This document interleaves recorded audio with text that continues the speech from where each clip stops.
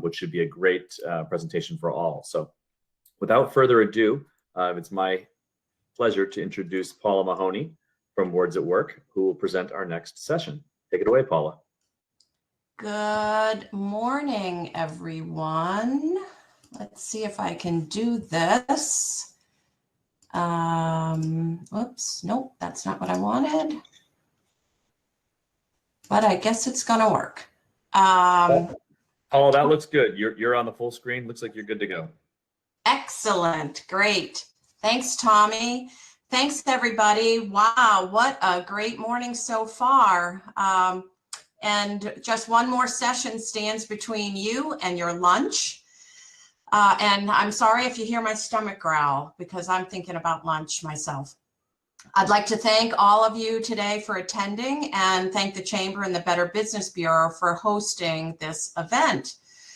Believe it or not, phew, today is the close of the second quarter. 2020 is half over. How's your marketing plan going? I wonder, have you chucked it out the window yet? Although many businesses are struggling, others have been able to expand and grow despite of or even because of this unique situation.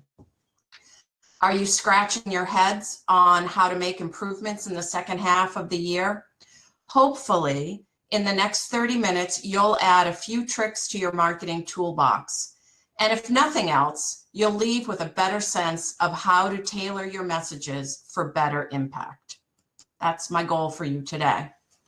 But before we get started, I'd like you to take a piece of paper, hopefully you can see me, and divide it into 4 quadrants. Go ahead and label them. Things I'll do right away. The second box could be things I'll do before the end of third quarter. The third box could be things I'll consider before year end. And then the fourth box could be Paula's crazy ideas that I'll reconsider before I dump them. That box is my favorite. Remember March? 105 days ago. In the first few weeks of March, we talked about this mystery virus that was wreaking havoc in other parts of the world and around the country. And then it hit Maine. For weeks, there was a seemingly endless barrage of information that created fear and anxiety. Schools closed for vacation, and then they didn't reopen. Restaurants closed, businesses closed, layoffs started happening. And then the closings were extended. When I shut down our office on Portland Street on March 17th, I wrote a note to myself on my whiteboard. I have to admit, I felt a little melodramatic. I felt like Tom Hanks in Castaway, and I was definitely looking for my Wilson. I was afraid. The future was so uncertain. In the past 13 weeks, we at Words at Work have written a lot of copy and we've built a lot of media elements for our clients. And we've been closely monitoring results. One thing has become perfectly clear: simple works. We're going to talk about why that is. First, I'd like to set the stage and I'd like to review a little bit of biochemistry. Trust me, it's just going to be elementary chemistry. So in the 105 days since I've closed our office, the average person has seen approximately 10,000 messages each and every day. And that doesn't even include the onslaught of data and information that people are seeking out themselves on purpose to learn more about COVID-19. Add in Black Lives Matter, the political scene, and from there you can see that we're all operating with a full emotional load. Maybe you've seen it firsthand. Maybe you've felt it, or maybe you've experienced it with people around you. Have you seen a little more road rage? A little less understanding in your neighborhood about neighborhood issues?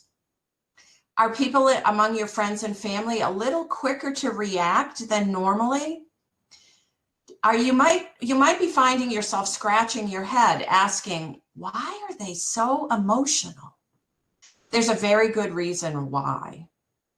While we've been absorbing all of this new information and learning how to teach our children while running our businesses, all from the same kitchen counter on a single iPad or tablet, our brains have been flooded with adrenaline and cortisol.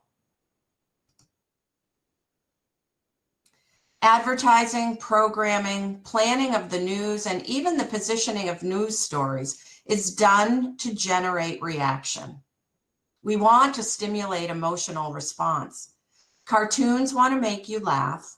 Obituaries want you to feel empathy and compassion. Marketing wants that emotional response to trigger an action. Facebook ads want you to click. You know the game. Now, what happens when these messages hit your brain? Under normal circumstances, you're able to sift through messages and ignore those that are not relevant. Oh, there goes Aunt Sarah again, spinning around on this topic. You're also able to think through how you'll respond or react to messages. I'll just tell Aunt Sarah that I love her and I hope her garden's going well.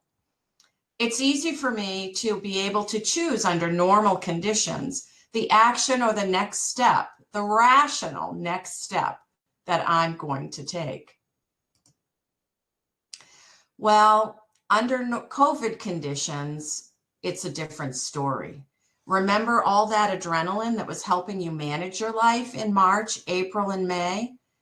That's now what's working against all of us. It blocks our high functioning thinking, and it keeps us stuck in a very primitive decision-making place. Say hi to your new best friend. Now, before you get all wigged out about the reptile brain, let's give our green guy a little credit. After all, your green guy is what gets you to run away from danger. This green guy can save your life. He simplifies every event into either fight or flight. That's simple, right? Easy. Easy, yes, but our friend has a few challenges. He has tiny little ears that don't always hear well, and his eyesight isn't great either. So he doesn't always see things the way they were intended to be seen. Easy, yes, but difficult when you need to introduce a third option, like listen to this or think about this. Not every decision can be fight or flight. The reptile brain, though, is focused on survival, and it brings forward our deepest fears so that clouds our judgment. Does that sound familiar? If it does, you're not alone. When the reptile brain is in charge, complex concepts are too much. Complicated information is too much for the reptile brain to take in. Listening is tough. All the talking sounds sound like adults in the Charlie Brown shows. You know, the wah-wah, wah-wah, wah-wah. The reptile brain works hard at getting as far away as possible from pain, and it wants to move as quickly as possible. It's not stroll away or fight. It's fight or flight. That means zippity-doo-dah, I'm out of here, or immediately my fists go up. Pain relief for the reptile brain is far more important than pleasure. And that's really important for you to remember as you're crafting your marketing campaigns. Ordinarily, we offer a carrot instead of a stick, but right now, marketing messages need to offer relief from sticks. And pleasure isn't really the carrot that it used to be. Quick reactive action feels normal and right now for people. And this really does play into your marketing and your messaging. How, you wonder? I'm so glad you asked. Now we can get out of chemistry class and we can get back to the marketing part of our program. When the reptile brain is running the show, too much information just shuts him down. Too much information can trigger a negative reaction, even worse. In the reader's head, it sounds like, I'm not going to read that. I don't need to read that. That doesn't apply to me. Those rules weren't written for me. They're written for someone else who has more time.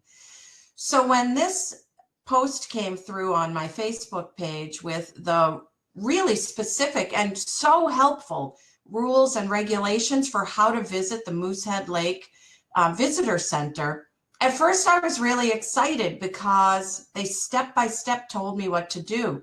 But when I tried to absorb it, it just wasn't happening. My reptile brain was totally in charge and I couldn't make sense of anything.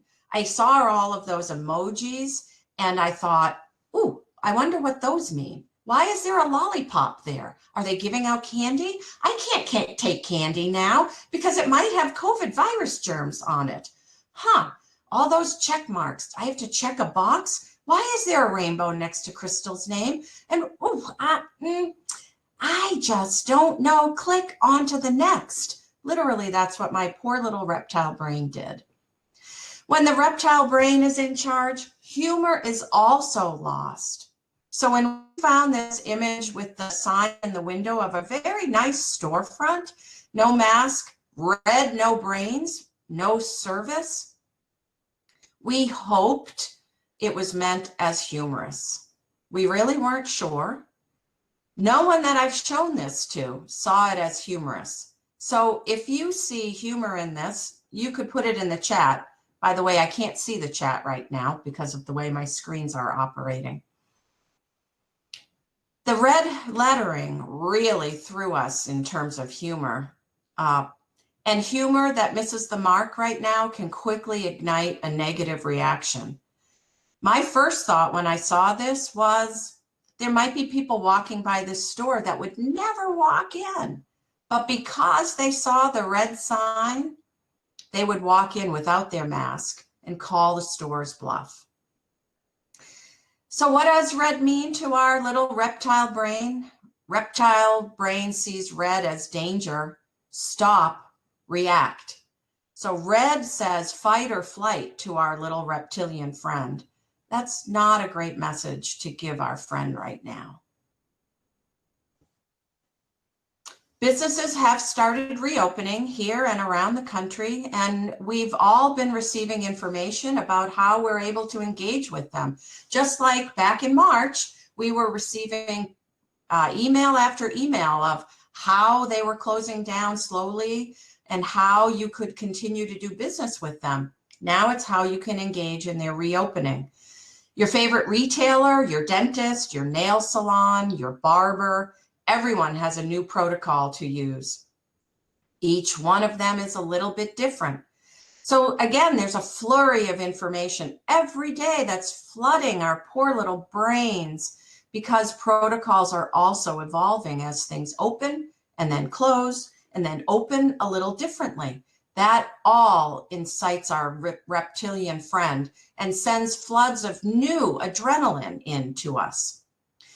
So this post on the left came from one of my favorite places. I'd been waiting for it because I had been holding the image of visiting this location in my heart all spring.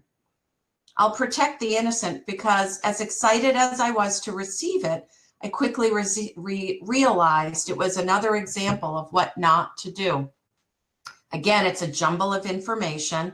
And eye tracking takes you straight to the bottom with the pretty little happy pride hearts. You miss all of the important details. The reptile brain, once again, just glosses over. I sought out some of the information that I was really searching for. I read numbered items. I read it's Bill's birthday. I'm very happy for whoever Bill is. And then I went back to that densely packed paragraph looking for the information that I really sought about face coverings, what their staff was doing to be safe how I could be a good customer and act according to the rules. Were there any signs that would tell me where to line up or where to wait? I couldn't find them. And so again, I moved on.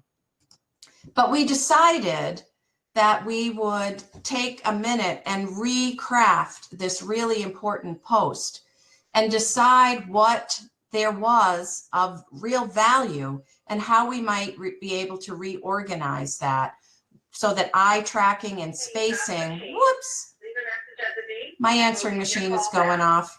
That's a technical aspect we didn't anticipate. Let's hope there's no message. Oh, we're getting a message. Whoops. So we'll just go on. So knowing that the reptile brain is running the show, we took the same information and just reorganized it a bit. Your eye can scan for the important stuff, the hearts and Bill's birthday. But quickly, you can start again and find other information with the numbering. The spacing and numbering helps with eye tracking, and the colorful hearts add personality back in. It's pretty clear what direction is expected of us and what we can expect when we get there. Yes, people still do leave messages on voicemails. Sorry about that. Our reptile brain guy is a big fan of simple images that tell a story. And I was excited when our neighbor down the street from our office, Bistro, launched their new outdoor dining service. It was a retool of the car hop, and these images tell you so much. The cutlery is in plastic, so that tells me that it's sanitary. The masked server tells me that they're going to be safe when they come near my car because they'll have to get close. And they're expecting me to be masked as well. The tray is going to attach to my car window. And of course, the star of the show, the delicious Isa food experience, mouth-watering. And again, my tummy starts growling. But there's so much about these images that tell me it's fun, it's new, yet it's all within COVID protocols. And I'm really happy to see it, and my reptile brain can say, yum, let's go there and do that. It will be fun and safe, and my stomach will stop growling. I was also really thrilled when the Downeaster announced that they would be resuming service, and I know they would have a lot of important information to send out. My reptile brain was so happy to be able to digest this information about what was expected of me and what I could expect to have happen. You'll notice that they used very clear spacing. So my eye tracking is able to start at the top and work my way easily down to the bottom. And they used boldface type to highlight certain things. All the important information is up at the top, it prioritized. And there's that great bulleted list. Oh, cafe service. Oh, it's not available. That's really important to me when I take the Downeaster. I like to have a good cup of coffee on the way to Boston, and I love to have a beer on the way back. But they're asking me to be patient and cooperate with them while they work to resume service, and I can do that. The reptile brain is happy to comply when it knows what to do. The frosting on the cake of the email from the Downeaster happened to be at the bottom with these two great photographs. I knew immediately what it would look like when I boarded the train, how I would interact with the conductor. What a wonderful, simple, but well-staged photo. And I knew that when I walked into the terminal, because I recognized that flooring, I knew that all I had to do was look down and I would find information that would be important to me. And it would tell me where to stand and where to wait. The only thing I would change about this email was I would take this last photo, the image of the floor signs, and I might put it at the top and start the email with, when you enter the terminal, please look for this sign, and it will guide you to the next step. But that's just a little nitpick that everybody who knows me knows I love to find things to change. I thought this was great, and my little reptilian brain thanked them. So here we are. It's a whole new world. The reptile brain is still in charge, whether we recognize it or not. There's still no sign of Wilson. Maine is closed to outsiders, and we're supposed to remain 6 feet apart. How do we succeed? One thing is for sure, we have to find a way to communicate with Mainers who might never have purchased from us before. And we have to welcome back our customers who will discover that we've changed somewhat in response to the COVID situation. We have to help them recognize that there's a new way to interact with us. The old ways aren't here or available yet. So we can't just let them barge in with their little reptilian brains, and we have to help them to slow down and take a breath and find the new protocols. In the work we've done in the last 505 days, wouldn't that be wonderful? In the last 105 days, we've learned one important lesson. Get simple, pare things down, cool down your messages to make them easier to understand. Allow your audience to take a breath and think before they act. Your reptilian friends will thank you, and they'll buy from you because you've shown them that you understand them. So here we are. Thank you. Have a great lunch break. Take a few minutes to stretch and get some fresh air. Your reptilian brain will thank you. Yoga is a wonderful way, as well as meditation, to help the reptile brain relax. Please let me know what you've learned in the past 20 minutes by sending me an email at paula@wordsatwork.us.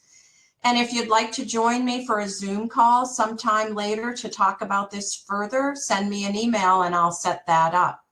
I want to thank the Chamber and the Better Business Bureau again for inviting me today. And I'd like to thank you all for attending and being part of it. And now I'm open to questions, Tommy. Paula, thank you so much. If you are able to, if you can go through this, the chat, open the chat up. There are a couple of questions I know that were posted. If you scroll back. Okay, let's see. I can give you the first one. I think it came from me because I was curious about this. Should we assume the audience that's receiving our marketing messages are potentially also still using their reptile brains? Holy mackerel, yeah. You know, it's funny. I've discussed this reptile brain with so many people in the last 6 weeks or so, and I forget how I realized it was still happening, even to me. But everyone, to a person, has said to me, oh, I felt that way in March. I don't feel that way anymore. The problem right now is we've all adapted to that feeling of the higher levels of adrenaline and cortisol. So it's really important to recognize that, yes, indeedy, we are all still very much in our reptile brain. I wish I could send a giggle emoji. You know, it's funny doing these in one-way forums that you have to imagine what the audience is experiencing. So I'm hoping it was a little enjoyable for everyone. Paula, yeah, the little green guy is funny, but he's running the show right now. Hey, Paula, two follow-up questions to that question. Yeah. What the first one is, when does the reptile retreat? But I think maybe the bigger question is, how does a business manage communicating new policies when the community is filled with people who are all experiencing the pandemic differently? I think, you know, there used to be a rule of thumb in the newspaper world. And if there's anybody on who's a reporter, please don't be offended. Most articles in, you know, the past have been written to an 8th grade education level to keep it understandable and digestible. for people who don't read information fully. And that's really critical right now. And that's why I think it's important to simplify to the most basic messages right now, and to keep the visuals simple. You'll notice that I didn't make my presentation jazzy the way a marketing person might ordinarily. I did that on purpose because we're all filled with and flooded with too many messages and too much information right now. So I think you have to go for the person, the customer or prospect that's in the worst shape. You have to build your communications so that that person can absorb it.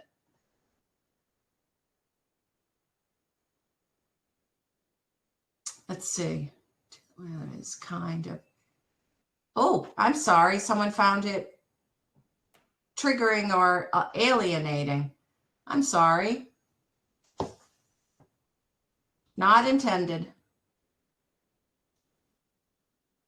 When does the reptile retreat? The reptile really doesn't retreat until we all can get to a place of true calm. And that's why I love that you've got that meditation segment coming up at lunchtime, Tommy, because we all need to disconnect, and we all need to find a place of comfort and quiet, to quiet our brains and to shut off all of the outside media and resources.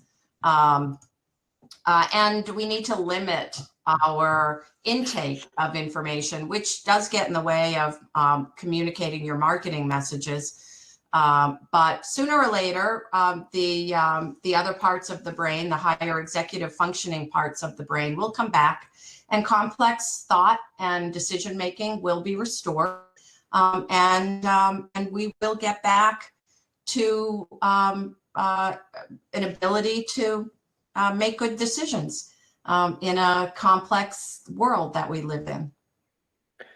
Well, Paula, thank you so much for an excellent presentation. I think it was very well received, and again, I learned a little bit of something, as I always do with you. And you as always, typically segued nicely into our next presentation. With that, I'm going to thank you and just let everybody know, if you're here for our next session at noon, that's going to be lunch if you need a quick break. But we're also going to be doing meditation for calming the mind and body, and that's with Donna Davidge.